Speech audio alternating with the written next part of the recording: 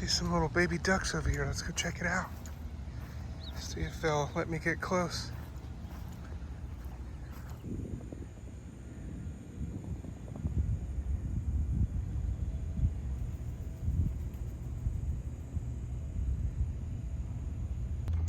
Hey guys, it's Jason with PFAM5.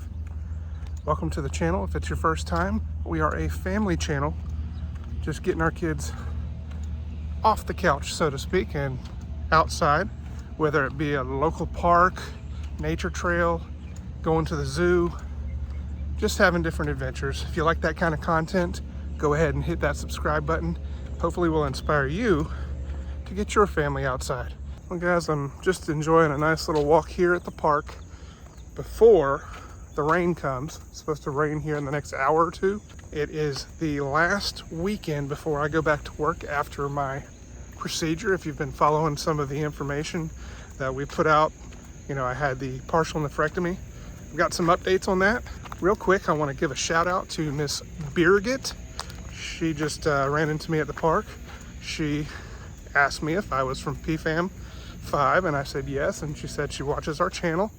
I said, we had a nice little conversation talking about places to go. So big thank you to Miss Birgit. Hope to see you again. First off, I want to say thank you to everybody who's reached out. Well wishes, prayers. It's all so much appreciated. It's been a 6-week recovery time. Now I've really started feeling well the last couple of weeks, but still out of work until that full 6 weeks. So ready to get back to it, ready to do more adventures. Lots of stuff coming up. Fall weather is just around the corner, a lot cooler. So we'll be getting the family outside doing a lot of different things. We're excited about some of the new things that we're doing, things that we haven't done before, places we haven't been before. So stay tuned for that. Just a quick disclaimer. I'm gonna share some medical information. You know, not that I'm gonna get too graphic, but I am going to share exactly what led up to everything. So just want to give you that information. So if listening to medical talk is not your thing, sorry.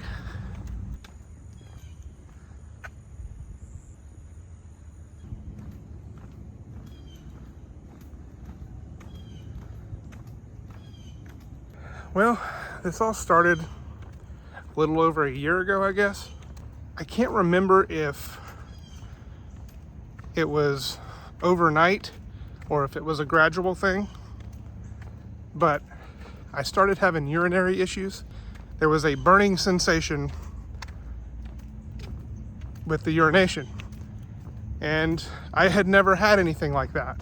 The only thing that I was thinking through my mind was, of course, you know, you do all the wrong things, start Googling everything, and of course you find out all kinds of weird things when you start Googling. But I thought maybe I've got a UTI or something like that. Long story short, I think I dealt with it for a couple of days, I can't recall. I decided to go to the urgent care. I'm pretty sure my wife probably suggested that as well. I take that back. I actually just called my primary physician, and because I was a regular there, I just kind of left a voicemail with my symptoms, and she phoned in or e-scribed, whatever you want to do, the modern technology, sent me over an antibiotic for a UTI. So I think I remember that was probably on like a Monday or a Tuesday. So I took it. A few days later, then I asked my wife, I said, I should be feeling better, right? After a few days on the antibiotic. And she said, yes. So after a few days on the antibiotic, now keep in mind, I had not physically been to the doctor. I just made that phone call and they called me in something. Finally, my wife said, you need to go to the urgent care, because I think it was a Friday at this point. Knew I wasn't gonna get into a regular appointment. So I went up to the urgent care. They did find blood in my urine. What they suggested was a different antibiotic, and they said that sometimes you can take an antibiotic and it's just not going to work, and then you take a different one for the same situation and it works. We went down that road, and the physician that saw me there, she said, now in a couple days, if it's not working and you're still feeling the same thing, I want you to come back.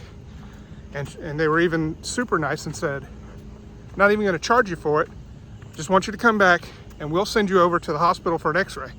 So I took a different antibiotic, still having the same issues. I think it was probably Monday. I went back to the urgent care, saw a different physician, but she was familiar with the situation. And she said, all right, we're going to send you over for an x-ray. So I went over to the hospital for an x-ray, CAT scan, whatever scan it was, to see what was going on. And a few days later, keep in mind I'm still experiencing all these issues, the burning sensation, everything's still happening. I finally get a call and they said, we did find something on your kidney. There is a spot on your kidney. It may or may not be what's the reasoning behind all of that, but we're going to refer you over to your primary because that's just not their specialty there. From there, I set up an appointment with my primary.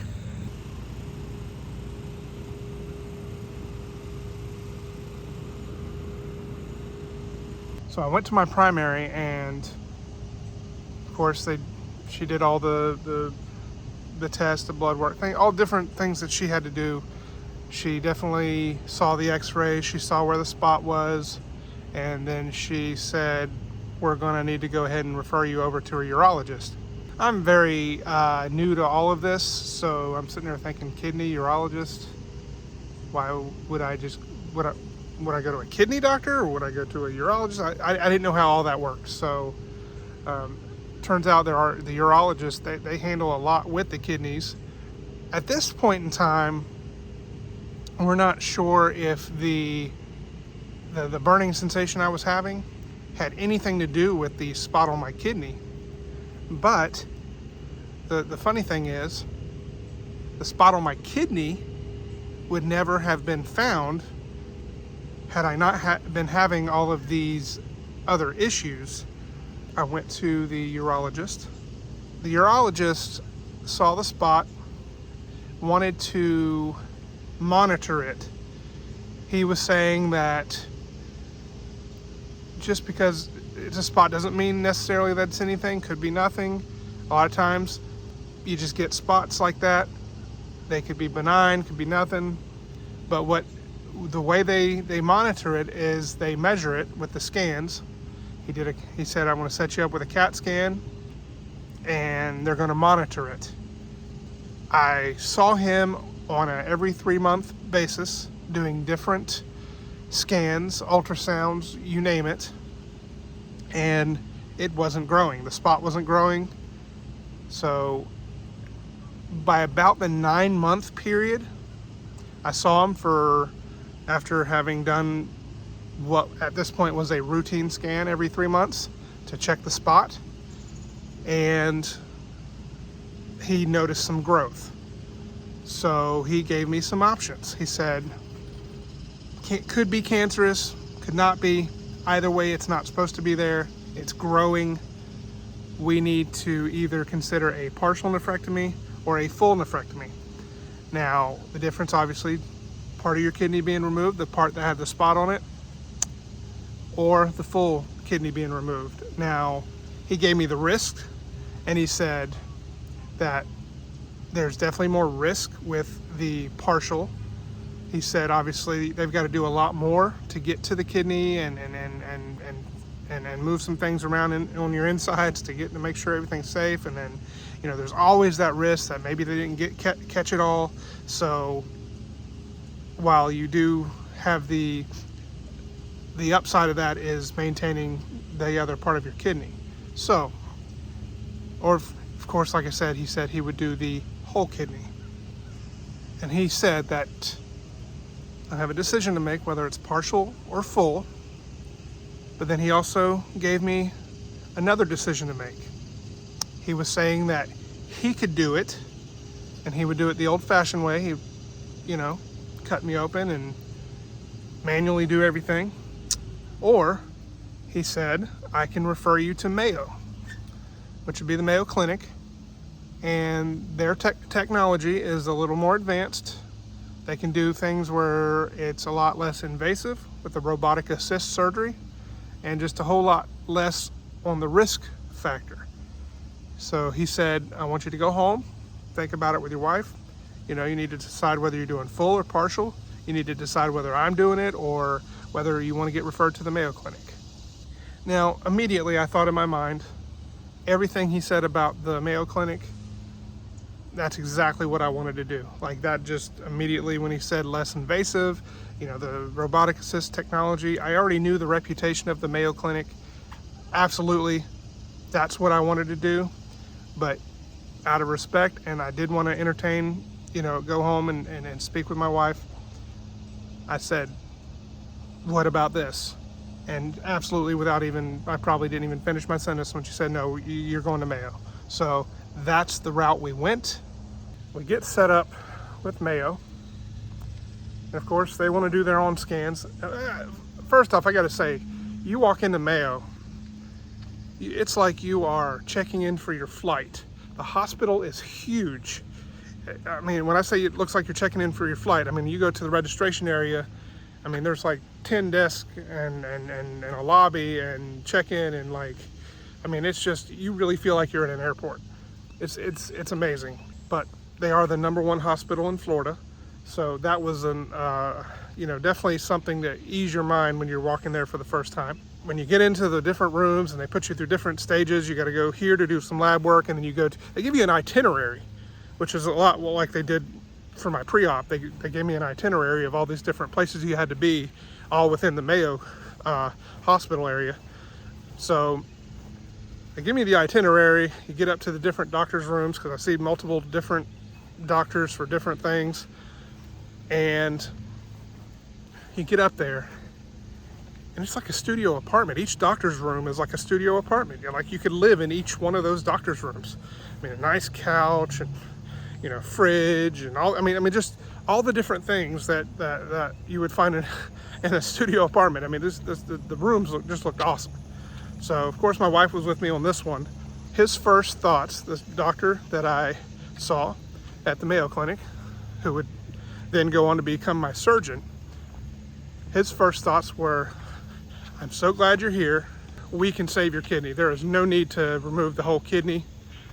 We can get the spot on it. At this point in time, we don't know if they still didn't know if it was cancer, but they're treating it as such because it didn't belong there regardless. This was such a fast process.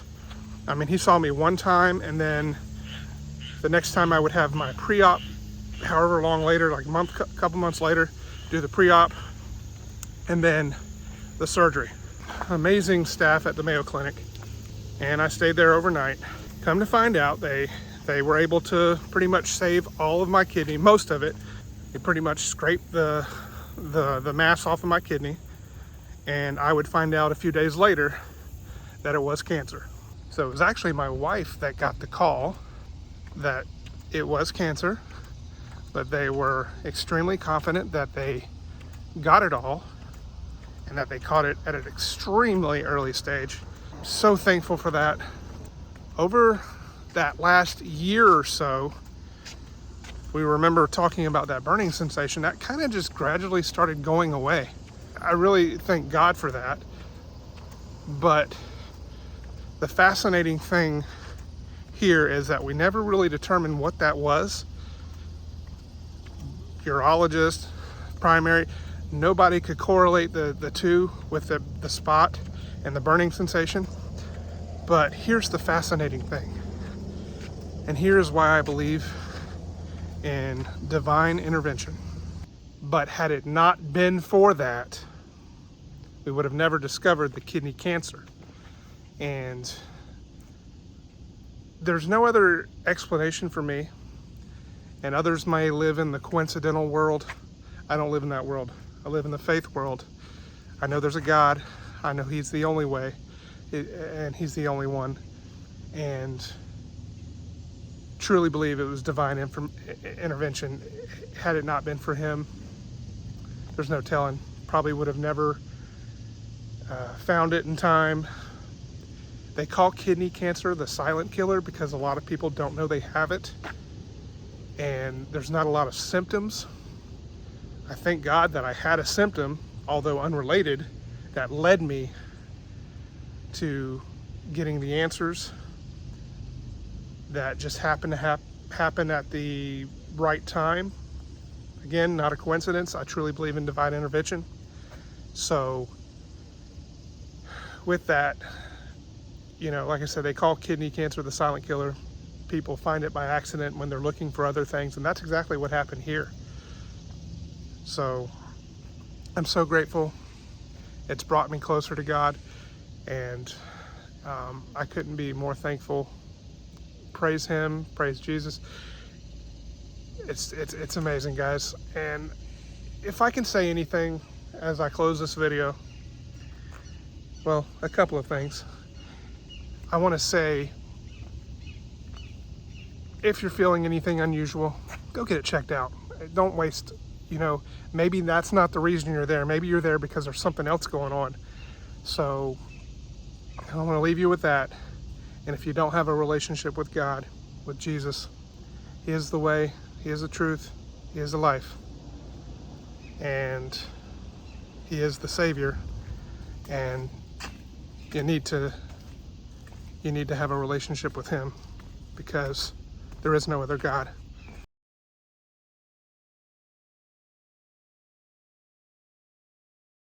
If this was the first video you've ever clicked on our channel, well, welcome. Kind of an unusual video to click on, but maybe it was by design. So we want to invite you to come back, check out some of our family adventures. The fall is just around the corner. We're going to be hitting some places we haven't hit before. Hoping to do our first family tent camping, which was something we were going to do a while back before I found out about needing surgery and all these other things. Now we're back on the road on our way to our first tent camp coming up October, November timeframe. We've got a cabin booked at a state park in South Carolina. Looking forward to that, because I'm sure we'll do a cabin video, and then of course a video of the trail. You know, all the different things there's to do there. We've got another fun thing that we're going to do while we're in that area. So lots of things coming up. Just want to invite you to come back, subscribe to the channel, and we'll see you on the next adventure.